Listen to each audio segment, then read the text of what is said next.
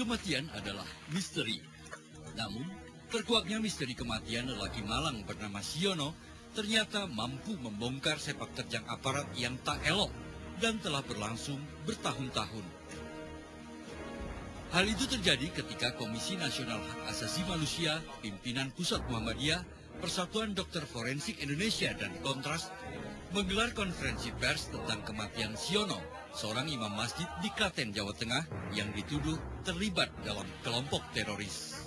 Komisioner Komnas HAM Siane Indriani menjelaskan, dari hasil otopsi tim dokter forensik bentukan pimpinan Pusat Muhammadiyah disimpulkan bahwa Siono tewas akibat luka dalam di bagian dada. Pertama, fakta yang paling utama adalah pada jenazah Siono tidak pernah dilakukan otopsi sebelumnya. Tim forensik yang diketuai Dr. Gatot Suharto juga menemukan luka getokan di kepala almarhum. Namun, luka itu tidak menyebabkan pendarahan atau kematian. Tim juga menemukan memar di bagian belakang tubuh Siono. Diduga Siono dihajar dadanya dalam posisi bersandar pada permukaan keras. Hasil otopsi juga menunjukkan tidak adanya tanda-tanda perlawanan ataupun tangkisan dari Siono.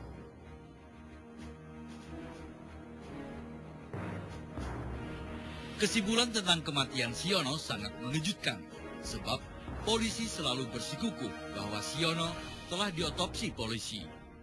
Polisi mengatakan penyebab kematian Siono adalah pendarahan di kepala akibat benturan dengan benda tumpul. Kisah kematian Siono bermula ketika 3 polisi berpakaian sipil mendatangi Masjid Muniloh, Dukuh Brengkungan, Desa Pogung, Kabupaten Klaten, Jawa Tengah, Selasa selepas maghrib 8 Maret lalu. Tanpa surat penangkapan, 3 orang itu meringkus dan membawa Siono dengan mobil mereka. Saat itu, Siono dalam keadaan sehat. 2 hari tak ada kabar. Kamis pagi 10 Maret, datang aparat Densus 88. Tanpa surat, mereka menggeledah rumah Siono yang juga menjadi taman kanak-kanak dan menodongkan senjata. Akibatnya, bocah-bocah menangis ketakutan. Aparat mengaku mencari kotak senjata, namun mereka tak menemukannya. Sebuah sepeda motor dan beberapa lembar kertas kemudian disita. Keesokan harinya, Jumat 11 Maret pukul 3 sore, Suratmi, istri Siono, dan Bagiono, kakak Siono, serta perangkat desa Pogung diajak ke Jakarta oleh anggota Densus 88 untuk membesuk Siono. Sesampai di Jakarta, Sabtu 12 Maret pukul 10 pagi. Mereka baru diberitahu bahwa Siono telah meninggal. Kepada Suratmi dikatakan uang itu untuk keperluan anak-anaknya dan sedangkan kepada Wahyono, kakak almarhum korban, amplop itu untuk mengurus jenazah Siono. Sorenya jenazah Siono dibawa pulang ke Klaten. Seorang lelaki bernama Nurlan yang menurut polisi anggota tim pembela muslim TPM ikut mendampingi. Di Klaten, keluarga hendak mengganti kain kafan, namun dihalang-halangi oleh Nurlan. Belakangan diketahui Nurlan anggota TPM palsu. Setelah bersih tegang, akhirnya mereka boleh mengganti kain kafan. Saat penggantian itulah orang tua dan kerabat Siono melihat berbagai luka di tubuhnya. Usai pemakaman, keluarga Siono didatangi perangkat desa dan aparat Densus 88. Mereka dipaksa menandatangani surat pernyataan mengikhlaskan kematian, tidak akan menuntut secara hukum, dan tidak bersedia diotopsi. Ayah Siono terpaksa meneken, sementara Suratmi menolak. Karena terus diintimidasi, 14 Maret keluarga korban menunjuk kuasa hukum lokal. Namun, melihat besarnya tekanan, Suratmi lalu mengadu dan meminta perlindungan hukum ke pimpinan Pusat Muhammadiyah. Suratmi juga meminta ke Komnas HAM untuk memeriksa dan mengotopsi jenazah suaminya.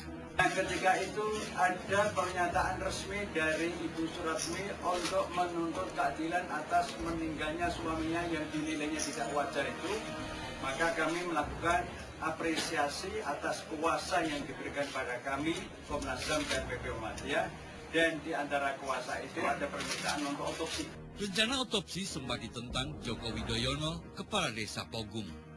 Joko melarang pembongkaran makam dan pelaksanaan otopsi. Joko mengancam tak akan mengizinkan Siono dikubur lagi di Desa Pogung. Kepala Divisi Humas Polri, Irjen Anton Karlian, juga mengancam rencana otopsi. Anton bahkan menuduh orang yang mempermasalahkan kematian Siono hanyalah pendukung teroris. Namun pimpinan Pusat Muhammadiyah, Komnas HAM, dan diperkuat oleh Kontras bersikukuh dengan rencana pembongkaran makam dan otopsi Siono.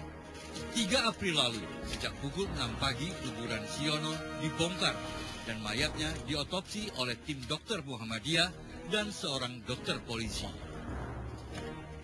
Saat penggalian makam berlangsung, sekombi pasukan Densus 88 bersenjata lengkap datang. Namun ratusan anggota Kokam, Komando Kesiapsiagaan Angkatan Muda Muhammadiyah, sudah berjaga-jaga dan melarang aparat mendekat. Kami persoalkan bersama adalah proses kematian itu sendiri dari sudut kemanusiaan, keadaban, dan kejujuran di dalam proses-proses yang dilakukan oleh aparat yang terkait. Apakah itu Densus 88 atau yang lain. Belakangan Kapolri Jenderal Badrodin Haiti agak melunak.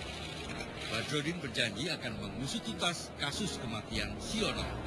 Densus 88 itu tugas pokok dan fungsinya sudah jelas, yaitu dalam rangka menanggulangi terorisme, baik itu pencegahan maupun pemberantasannya. Nah, kita juga tidak mau negara kita menjadi negara yang gagal karena kekerasan-kekerasan yang dilakukan karena aksi teror. Oleh karena itu pemberantasan terorisme itu harus terus kita lakukan. Kemudian kalau toh di dalam pelaksanaan upaya-upaya pemberantasan terorisme ada hal yang dianggap janggal, dianggap dicurigai ada kekeliruan, saya siap untuk bisa dikoreksi. Menurut seorang perwira tinggi Polri, Divisi Profesi dan Pengamanan terus menginvestigasi kasus ini. Seorang perwira menengah tengah disidik secara intensif karena diduga telah memeriksa Siono hingga kebablasan. Sementara karena kasus kematian Siono telah menjadi isu nasional, berbagai pihak meminta agar polisi membuka diri dan transparan. Apalagi selama ini Densus 88 dinilai sudah sering menerapkan kebijakan extrajudicial killing alias pembunuhan di luar prosedur hukum. Siono ini bagian dari extrajudicial killing karena lagi-lagi ini ada pembunuhan di luar proses hukum.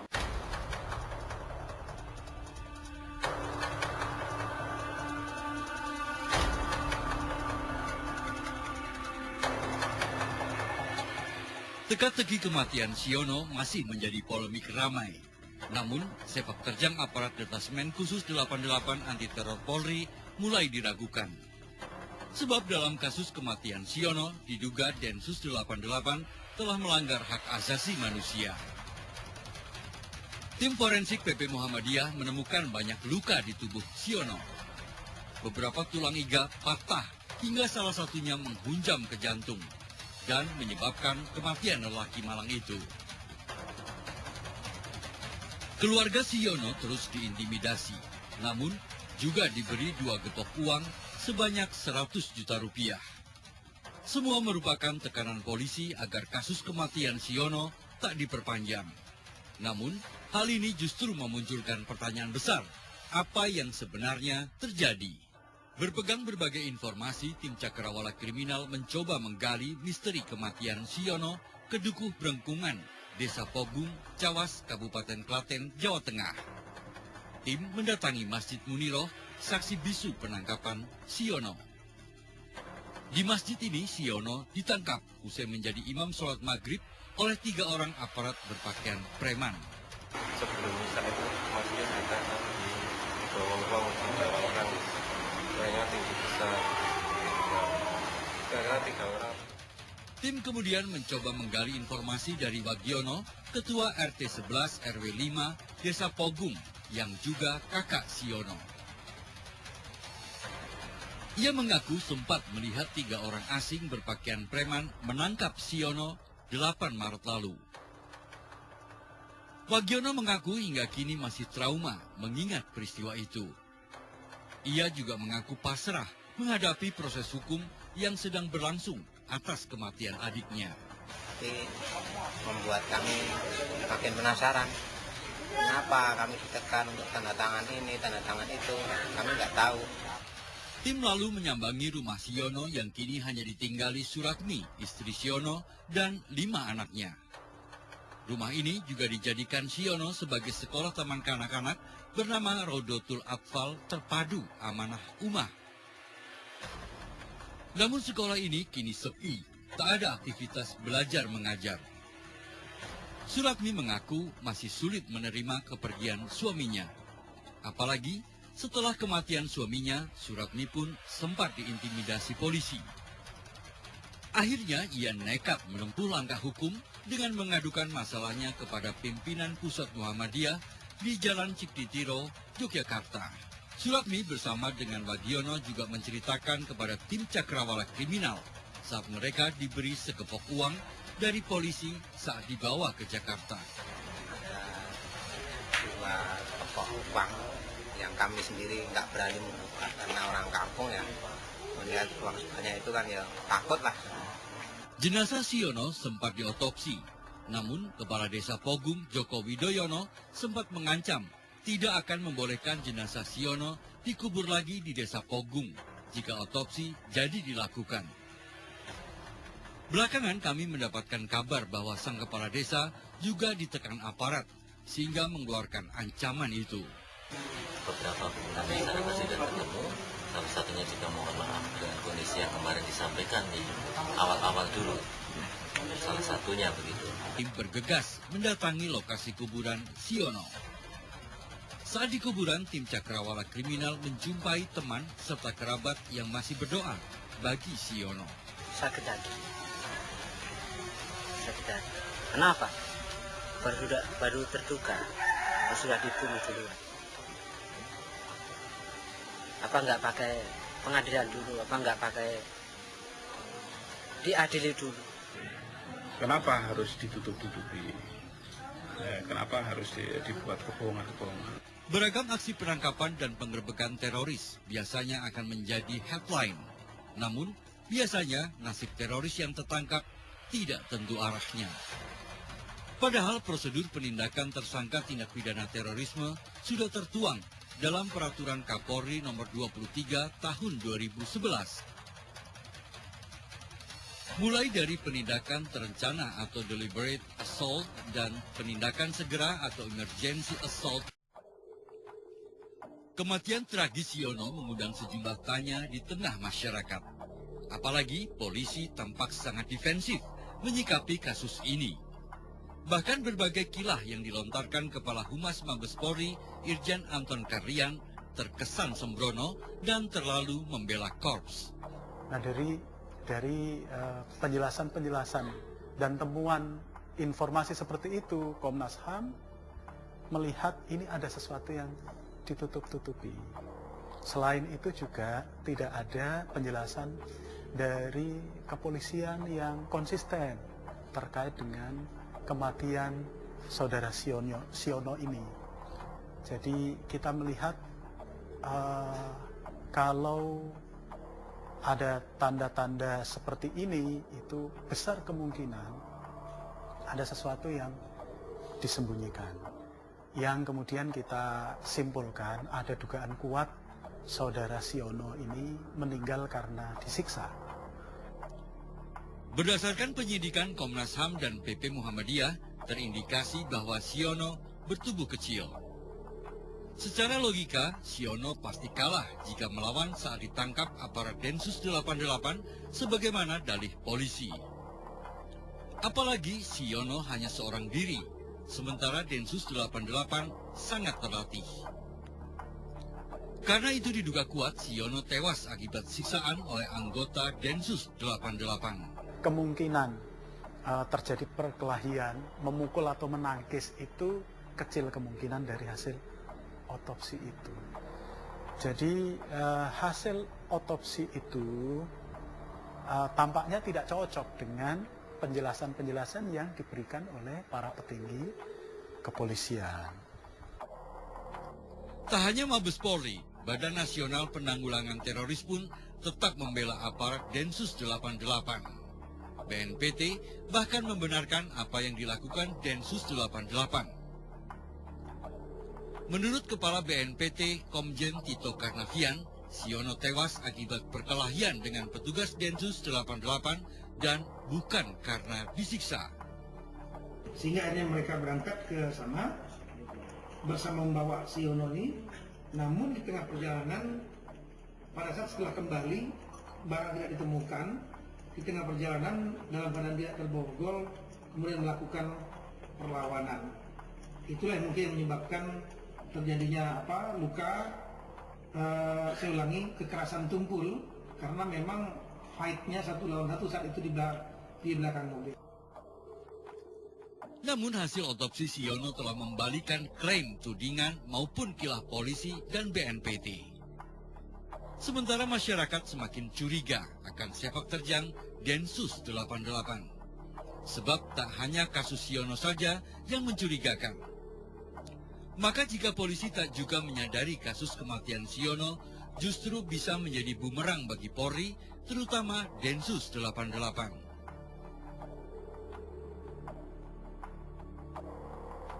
Bukan tak mungkin, tuntutan agar Densus 88 dibubarkan menjadi kenyataan. Ini satu langkah baru bahwa masyarakat berhasil melakukan otopsi ulang, berhasil mendesak polisi supaya masyarakat punya wewenang untuk otopsi ulang. Ini sebenarnya pukulan berat bagi polisi ketika mereka tidak bekerja profesional. Kemudian masyarakat melakukan manuver seperti ini dan hasilnya itu sangat menyudutkan Polri. Menurut pantauan Komnas HAM, sampai tahun 2016 sudah ada 121 korban terduga maupun tersangka teroris yang tewas setelah dibawa dan diperiksa Densus 88 Polri. Komisi untuk Orang Hilang dan Korban Tindak Kekerasan atau Kontras juga mencatat puluhan orang sudah tewas di tangan Densus 88.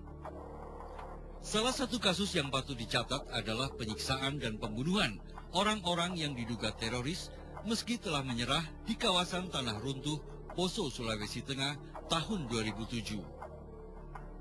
Kalau melihat ada 92 orang gitu ya sepanjang beberapa tahun terkena salah tangkap, jumlah yang cukup fantastis yang memang sudah harus dilakukan evaluasi terhadap Densus 88. Soal pemberian uang 100 juta rupiah kepada keluarga Siono juga menjadi sorotan Komisi Hukum DPR RI. Kemudian dia meninggal karena ada uang sekepok 100 juta. Nah, kayak apa? Kan itu kita persoalkan. Ya, kalau memang itu mengikuti standar operasional prosedur, untuk apa ada uang 100 juta? Ini kan bukti nyata bahwa mereka sadar betul yang mereka lakukan itu salah. Selama ini laporan keuangan Densus 88 tidak pernah bisa diaudit BPK maupun PPATK, terutama yang berasal dari bantuan luar negeri maupun swasta. Kalau dimulai dari tahun 2001 misalnya, kinerjanya seperti apa, lalu uang yang digunakan untuk operasional itu, akuntabilitasnya secara sanjat itu seperti apa.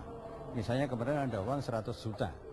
Apakah pemberian uang seperti itu benar atau tidak menurut standar yang baku oleh BPK? Temuan fakta dari hasil otopsi tim forensik Muhammadiyah telah membuktikan bahwa Siono disiksa hingga tewas oleh aparat Densus 88 sangat kuat.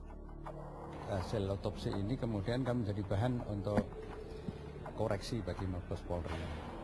Nah, satu. Kemudian yang kedua, saya mendengar ada langkah-langkah dari Propam, Kadipropam di Mabes Polri sudah melakukan langkah-langkah pemeriksaan terhadap oknum Densus. Kalau itu benar, itu kan artinya Mabes Polri sudah membuka kritik yang sudah kami sampaikan waktu kami ke Mabes Polri yang lalu. Karena itulah baik DPR, Komnas HAM maupun Wakil Presiden Yusuf Kala mendesak agar kasus-kasus extrajudicial killing seperti kasus Siono segera ditangani secara hukum. Polisi juga harus mau mengoreksi dan memperbaiki diri dalam menangani kasus-kasus terorisme. Sebab jika hal itu tidak dilakukan, upaya penanggulangan teroris justru tak hasil. Dengan cara-cara yang selama ini dilakukan oleh Densus 88, hanya orang terduga kemudian ditembak mati tanpa prosedur hukum, ini saya kira kontraproduktif dengan deradikalisasi. Kita ingin ada perubahan besar-besaran terkait dengan metode dan cara di dalam menghandle penanganan terorisme oleh Densus 88. Khusus terkait dengan kematian saudara Siono, tentu harus ada proses penegakan hukum.